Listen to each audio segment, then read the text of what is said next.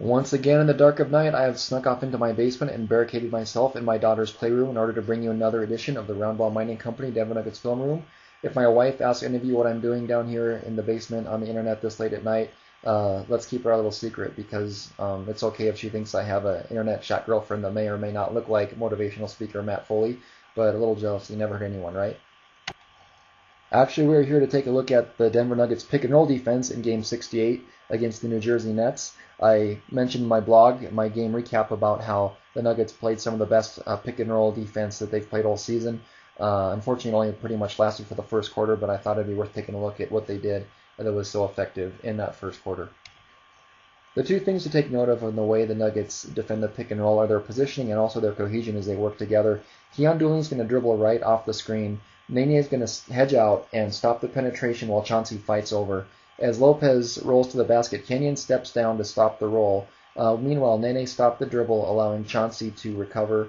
And Kenyon then, after stopping the roll man and Nene recovers, comes back out to the top of the circle.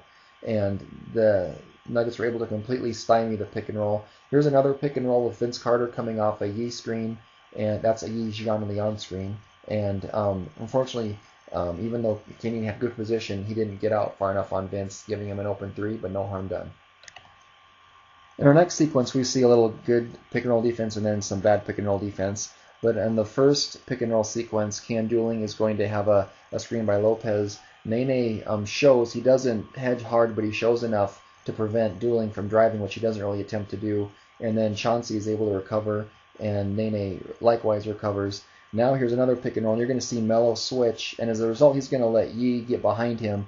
And if Hassel misses this shot, Yi has the rebound because Melo let him slip behind him so easily. But still, you see Nene is there to stop the penetration and then recovers while stopping the pick and roll.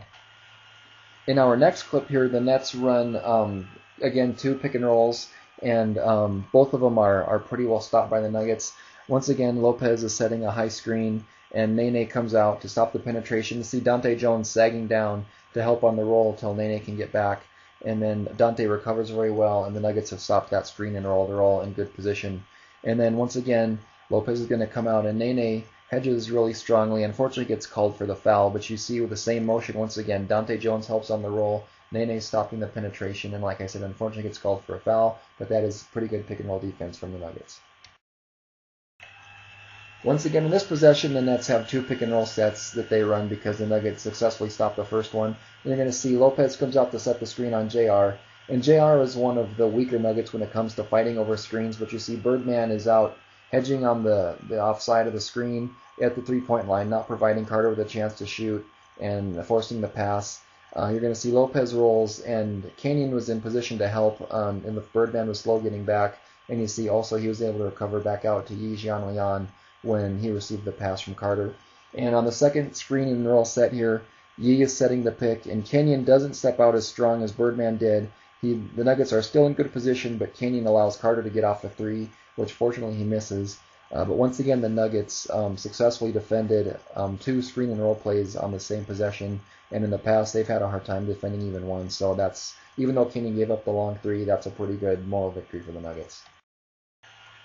I mentioned how the Nuggets played really good pick and roll defense in the first quarter, and all those previous clips were from the first quarter. This here is a clip from the second quarter, and it shows how they defended the pick and roll for most of the rest of the game. Here, Booth comes out and sets a screen on JR.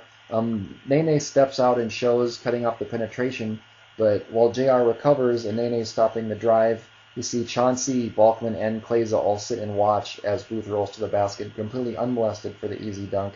And you can see this is also different personnel than was in the game. Even though Melo gets ragged on for his defense, he did do a better job than Kleza there when he was in the game of helping off on the pick and roll to stop that roller from getting to the rim. So there you have it. One quarter of good pick and roll defense is certainly better than no quarters of good pick and roll defense. And the Nuggets showed they do have the mental and physical ability to defend the pick and roll. And hopefully that's an experience they'll be able to call on when they're playing tougher opponents and also on into the playoffs. Once again, I want to thank you for visiting our Roundball Mining Company Denver Nuggets Film Room, and I encourage you to check out our blog at roundballminingcompany.com. It is a member of the ESPN True Hoop blog network.